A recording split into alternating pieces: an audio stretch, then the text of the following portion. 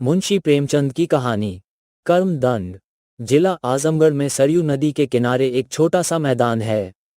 उसकी दूसरी तरफ एक बहुत बड़ी झील है जो यहाँ से 1 मील पूर्व की तरफ चलकर सरयू नदी से मिल गई है। तीसरी तरफ एक पार होने में कठिन अथाह दलदल है।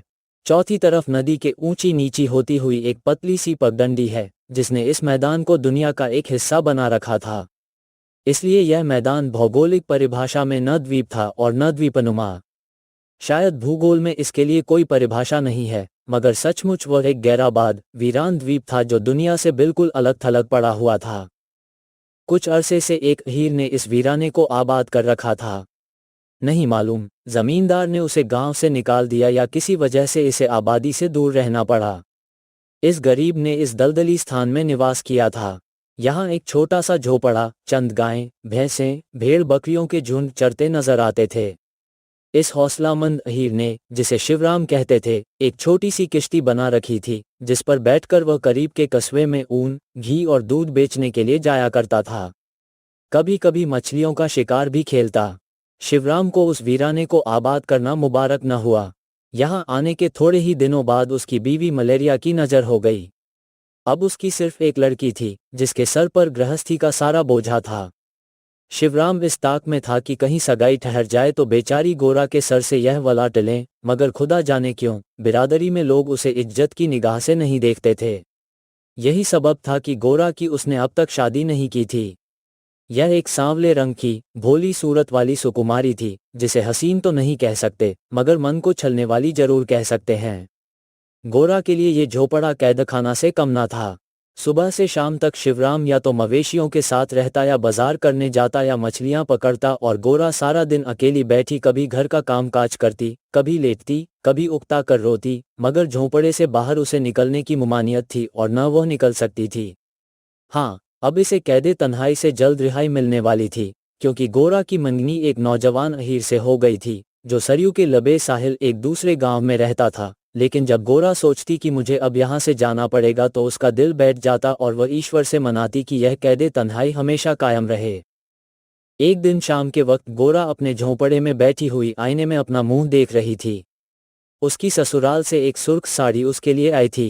गोरा ने उसे पहना दिया था और आईने में देख रही थी कि यह मुझ पर खिलती है या नहीं। कभी वो आंचल को आधे सर तक रखती, कभी माथे तक। उसका चेहरा बहुत शगुफ्ता था, क्योंकि खुशरंग साड़ी उसने कभी नहीं पहनी थी और न वह खुद अपनी निगाहों में ऐसी हसीन मालूम हुई थी। उसे अपने भोले भाले हुस्न का आज कुछ थोड़ा सा अंदाजा हुआ और आईने के सामने से हटी तो उसकी आंखों में इत्मीनान और अगरूर की झलक मौजूद थी। उसे याद नहीं आता था कि अपने से ज्यादा अच्छी सूरत कभी देखी है या नहीं। इतने में दरवाजे पर किसी के पांवों की आहट हुई। उसने समझा मेरे बाप आ गए हैं।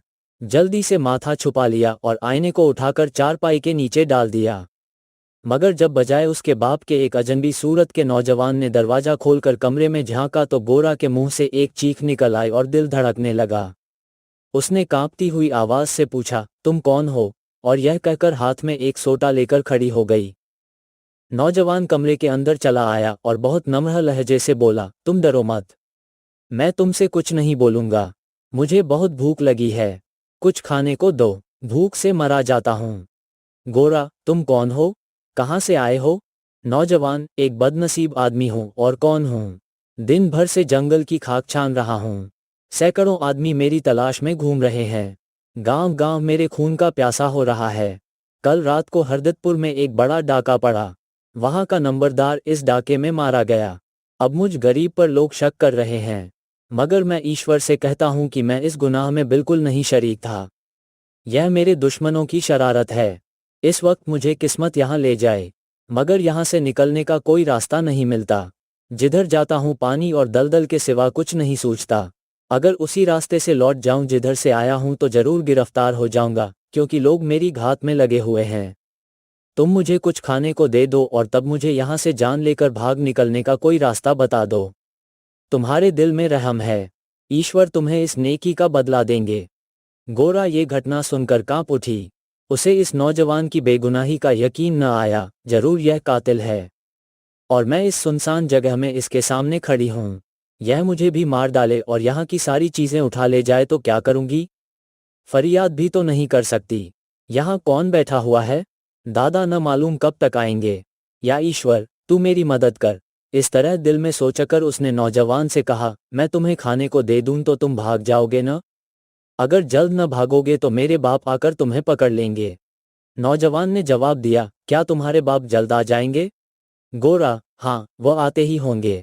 तुम खाना खा लो और फौरन भाग जाओ। ये कहकर उसने थोड़ा सा दूध और चंद रोटियां थाली में रखकर उसे दे दीं। नौजवान खाने पर ऐसा टूटा, गोया कभी दाने की सूरत न देखी थी। जब तक वह खाता रहा, गोरा सोटा मजबूती से पकड़े हुए उसकी तरफ गौर से देखती रही। उसका दिल धड़क रहा था और कान शिवराम के कदमों की आहट सुनने के लिए बेकरार हो रहे थे। जब नौजवान खा चुका तो गोरा ने देखा कि वह इधर उधर शरारत भरी निगाहों से ताक रहा है, गोया किसी लाठी की तलाश में है। गोरा ने डांट कर कहा, अब तुम यहाँ से चले जाओ। नौजवान, जाने मन, मैं घुड़कियां सुनने का आदी नहीं हूँ। तुम्हारे हाथ में सोटा देखकर मैं जरा भी नहीं डरता। मैं चाहूं तो अभी तुम्हारे हाथ से वह हथियार छीन लूं। मगर तुमने मेरे साथ नेकी की है, इसलिए मैं तुम्हें ज्यादा तकलीफ नहीं दूंगा। तुम चलकर मुझे रास्ता बता दो। गोरा का खून सर्द हो गया। नौजवान ने जो कुछ कहा वह बिल्कुल सही था। बोली, यहाँ से कहाँ जाओगे? कहीं रास्ता नहीं है। नौजवान, नदी के किनारे कोई नाव नहीं है? गोरा, मेरे बाप की नाव है। मगर तुम उसे ले जाओगे तो वापस कौन लाएगा? नौजवान, उससे मुझे कुछ सरोकार नहीं है। बस तुम मुझे उस नाव तक पहुंचा दो। गोरा के लिए बचाव की कोई सूरत न थी। वो सोटा लिए हुए नदी के किनारे चली। नौजवान पीछे पीछे उसके साथ चला। किनारे पर पहुंचकर यकायक वो सख्त लहजे में बोला, अपने कपड़े उतारकर मुझे दे दो। जनाना लिबास में मुझे कोई न पहचान सकेगा। क्यों, क्या सोचती हो? यह मेरी शराफ्त है कि जिस चीज को बजोड़ ले सकता हूं उसके लिए तुमसे फकीरों की तरह सवाल करता हूं। क्या एक इंसान की जान बचाने के लिए तुम इतनी सी तकलीफ भी बर्दाश्त नहीं करोगी? बेबस गोरा ने इस नौजवान से ज्यादा सवाल व जवाब करना फिजूल समझा। रोते हुए उसने अपनी खुशरंग साड़ी उतारकर उसे दे दी और जल्दी से उस साफे को, जिसे नौजवान ने इसकी तरफ फेंक दिया था, पहन लिया। तब उस जालिम ने साड़ी पहनी और लंबा घूंघट निकालकर किश्ती की तरफ चला। यकायक कुछ सोचकर वह मुड़ा और तेजी से लपक कर गोरा के हाथ से डंडा छीन लिया। गोरा खौफ से बेहोश होकर जमीन पर गिर पड़ी और तब नौजवान ने इस बेहोशी को देर तक कायम रखने के लिए जोर से एक डंडा उसके सिर पर मारा और किश्ती पर बैठकर एक तरफ को चल दिया। अब अगर तुम्हारा बाप आया भी तो तुम न बता सकोगी कि मैं कौन हूं और किधर गया। नौजवान डाकू तेजी से डांआ चलाता हुआ 4 मील तक चला आया और तब उसे किनारे पर एक गांव के आसार नजर आए। जहां तहां धुंधली रोशनी के चिराग टिमटिमा रहे थे, जिनका अक्स पानी में हिलता हुआ मालूम होता था। घाट पर कुछ औरतें पानी भर रही थीं, कुछ नहा रही थीं। मल्लाहों के झोपड़ों में चूल्हे जल रहे थे। किश्तियां कीलों से बंधी हुई पानी में हिलकोरे ले रही थीं। नौजवान ने यहाँ रात बसर करने की नीयत से किश्ती किनारे पर लगा दी और उसे एक कील से बांधकर लपकता हुआ गांव में जा पहुंचा। गांवों में प्रायः लोग सरे शाम ही से सो जाया करते हैं। हाँ, जगह जगह बूढ़े आदमी बैठे हुए अपने हुक्के से दिल बहलाते हुए नजर आते थे, जिससे ज्यादा हमदर्द और सहानुभूति रखने वाला वृद्धावस्था में और कोई नहीं हो सकता। डाकू की मंशा ये थी कि अंधेरे में कोई भला मानस मिल जाए तो उस पर हाथ साफ कर उनकी वहीं ठंडा हो जाए और किस्मत जो कुछ दिलाए उसे लेकर नदी के किनारे अपनी किश्ती पर जा बैठूं और 2 घंटे रात रहे, फिर उठकर आगे को चल दूं। वो इन्हीं मंसूबों में था कि सहसा एक नौजवान लालटेन हाथ में लिए सामने से आता हुआ दिखाई दिया। उसने इस जनाने डाकू को देखा तो चौंक पड़ा और बोला, कौन है गोरा? तुम यहाँ कहाँ? खैरियत तो है? यह वही आदमी था जिससे गोरा की मंगनी हुई थी। वह खुशरंग साड़ी जो इस वक्त एक कातिल के गुनाहों पर पर्दा डाले हुए थी, उसने गोरा के लिए भेजी थी। गांव में इस ढंग की साड़ी किसी दूसरी औरत के पास नहीं थी, इसलिए उसे तत्क्षण ख्याल गुजरा कि शायद ये गोरा है। उसका बाप किसी काम से यहाँ आया होगा, उसके साथ वह भी चली आई होगी। नौजवान डाकू यह आवाज सुनते ही चौंका और कदम तेज कर दिए ताकि किसी अंधेरी गली में पहुंच जाए, मगर इस देहाती नौजवान ने लपक उसका हाथ पकड़ लिया और बोला, गोरा, इस वक्त मत शर्माओ, तुम यहाँ कैसे आए? तुम्हारे दादा भी आए हैं? डाकू ने अपने हाथों को झटका दिया ताकि भाग जाए, मगर उस देहाती नौजवान ने उसे खूब मजबूत पकड़ा था। उसने घूंघट हटा दिया और एक मर्द का चेहरा देखकर कहकहा मारकर हंसा, वाह, आप तो कोई भगत जी मालूम होते हैं। ये जनाना भेस कब से लिया? आइए चौकीदार के यहाँ जरा आपकी मिजाज पुरसी करूं। आज आप किसी मनहूस आदमी का मुंह देखकर उठे थे। गोवर्धन के हाथ में फंसकर चोरों का कचूमर निकल जाता है, सर का एक बाल भी नहीं रहता। वही गत तुम्हारी होगी। प्यारी गोरा के घर में सेंध डाली है। यह वही साड़ी है जो मैंने कल उसके लिए भेजी थी। क्यों, है न यही बात? डाकू समझ गया कि अब यहाँ से छुटकारा पाना गैर मुमकिन है। किस्मत ने कहाँ लाकर पटका। बोला, ईश्वर गवाह है, गोरा ने मुझ पर तरस खाकर यह साड़ी मुझे दे दी है।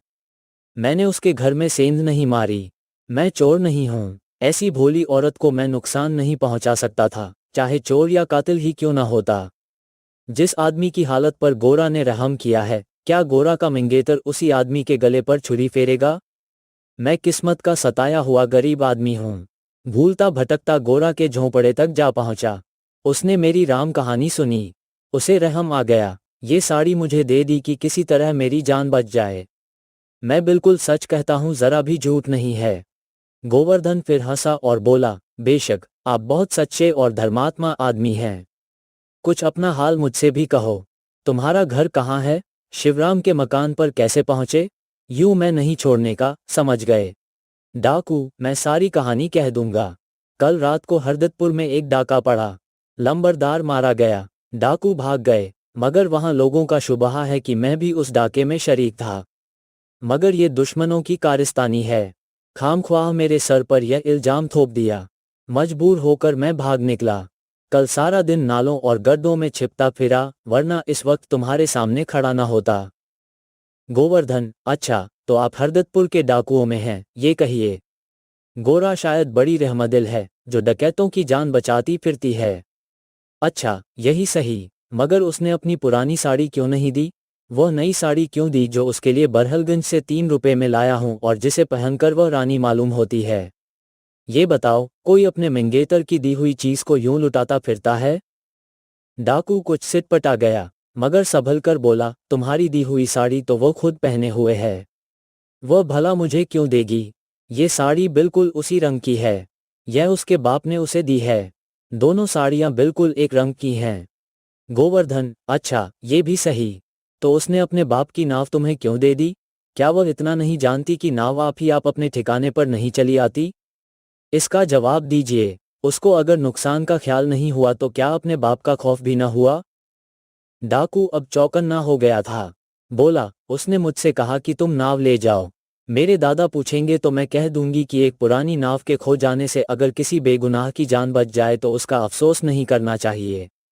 मैं तो खुद इसे नहीं लेता था, मगर उसने जबरदस्ती मुझे इस पर बैठा दिया और कहने लगी, मेरे दादा ऐसे लालची और खुदगर्ज नहीं हैं। तुम इसे ले जाओ, अगर हो सके तो कल तक किसी विश्वस्त आदमी की मार्फत भेज देना। गोवर्धन को अपने सवाल का जवाब तो मिला, मगर दिल को इत्मीनान न हुआ। बोला, भाई सुनो, मुझे तुम्हारी बातों पर विश्वास नहीं आता। मुझे शक है कि तुमने जरूर शिवराम महतो का घर लूटा और शायद गोरा को मार भी डाला हो तो ताज्जुब नहीं। तुम डाकू हो, तुम्हारा यही पेशा है, इसलिए जब तक उसकी जबान पर तुम्हारी बातों की तस्दीक नहीं होगी, मैं हरगिज न मानूंगा। अभी बहुत रात नहीं गई है। 10 बजते बजते हम लोग पहुंच जाएंगे। मुझे गोरा को देखने का एक बहाना हाथ आ जाएगा। 2-4 मीठी मीठी बातें सुनूंगा, अच्छे अच्छे खाने खाऊंगा और सुबह लौट आऊंगा। लेकिन अगर तुमने उसका बाल भी बांका किया है तो तुम्हारी जान की खैर नहीं। कुत्तों से बोटी बोटी नुचवा लूंगा। ये कहकर गोवर्धन ने अपनी माँ को घर में से बुलाया और चंद लफ्जों में सूरते हाल बयान करके बोला कि मैं शिवराम महतो के घर तक जाता हूँ। रात को न आऊंगा, किवाड़ बंद कर लेना। बुढ़ी औरत ने मना किया कि रात को मत जा। डाकू है, न जाने क्या पड़े क्या न पड़े, सुबह को जाना। मगर गोवर्धन ने उसकी तसल्ली की और डाकू को खींचता हुआ घाट तक लाया। उसकी किश्ती खोली और उसे उसमें बैठाकर खुद दांआ हाथ में ले लिया। पानी की धारा तेज थी और किश्ती को चढ़ाव की तरफ जाना था। आहिस्ता आहिस्ता चलने लगी। आध घंटे तक इन दो आदमियों में से एक भी न बोला। यकायक डाकू ने पूछा, अगर तुम्हें साबित हो जाएगा कि मैंने शिवराम के घर में सेंध नहीं मारी तो मुझे छोड़ दोगे न? गोवर्धन, मैं अभी कुछ नहीं कह सकता, वह चलकर बताऊंगा। डाकू, मैं वहां तक इस शर्त पर चलूंगा, अगर मैंने शिवराम के घर में सेंध नहीं मारी हो और गोरा को कोई तकलीफ न दी हो तो तुम मुझे छोड़ दोगे, वरना मैं यहीं नदी में कूद पड़ूंगा और तैर के कहीं निकल जाऊंगा। पुलिस के हाथों में मैं नहीं जाना चाहता। गोवर्धन, तुम्हारा इख्तियार है, जी चाहे पानी में कूद पड़ो या अपना सर पटक लो। तुम्हारी खातिर से इतना कहता हूं कि अगर तुमने वहां कोई शरारत नहीं की है तो तुम्हें पुलिस के हवाले न करूंगा। डाकू, कसम खाओ। गोवर्धन, तुम्हारे सर की कसम। डाकू खामोश हो गया। थोड़ी देर बाद किश्ती किनारे पर लगी और एक आवाज सुनाई दी, दादा, आज तुमने इतनी देर क्यों की? गोवर्धन ने आवाज पहचान ली और खुश खुश डाकू का हाथ पकड़े हुए किश्ती से उतरकर बोला, क्या तुम्हारे दादा नहीं आए? आधी रात होने को आए है, क्या तुम यहाँ देर से खड़ी हो? गोरा ने गोवर्धन को डाकू के साथ देखा तो मारे शर्म के पानी पानी हो गई। उसने सर झुका लिया और वहां से जरा हट गई। गोवर्धन ने देखा कि उसकी साड़ी घुटने से ऊपर तक आके रह गई है। घूंघट निकालने की कोशिश में उसकी पीठ खुली जाती है। गोरा इस वक्त वहां से भाग जाना चाहती थी। अपने मंगेतर के सामने इस बुरी हैसियत से वह कभी नहीं आई थी, मगर गोवर्धन डाकू का हाथ पकड़े हुए गोरा के सामने आया और बोला, देखो गोरा, इस वक्त शर्माओ मत, जब महतो आवे तो जी भर कर लजा लेना। तुम इस औरत को जानती हो? गोरा ने आहिस्ता से कहा, हाँ। गोवर्धन, इसने तुम्हारे यहाँ से कोई चीज चुराई? गोरा, नहीं। गोवर्धन, तुमने अपनी साड़ी इसे दे दी? गोरा, इसने मुझसे छीन ली। डाकू ने बोलना चाहा, मगर गोवर्धन ने डांटकर उसे खामोश कर दिया और फिर गोरा से जिरह करने लगा, तुमने अपनी नाव इसे दी? गोरा, इसने जबरदस्ती खोल ली। मैं तो मना करती रही। गोवर्धन, तुम्हें इसने मारा तो नहीं? गोरा जबान से नहीं बोली, मगर उसकी धीमी धीमी सिसकियां सुनाई दीं। गोवर्धन से अब सब्र न हो सका। उसने वही डंडा उठा लिया जो डाकू ने गोरा से छीना था और डाकू के पीछे दौड़ा। डाकू जान बचाकर भागा और उस तरफ जिधर अथाह दलदल था तेजी से भागता हुआ चला गया। सुबह को जब लोगों ने जाकर देखा तो दलदल में उन्हें उन्हीं पैरों के निशान नजर आए। इसके बाद एक गड्ढा सा दिखाई दिया। लोग समझ गए कि यही उस डाकू की कब्र है। जैसी करनी वैसी भरनी। कहानी यहीं पर समाप्त होती है। कहानी आपको कैसी लगी? लाइक या अनलाइक करें, कमेंट करें, सब्सक्राइब करें, मित्रों को शेयर करें। धन्यवाद।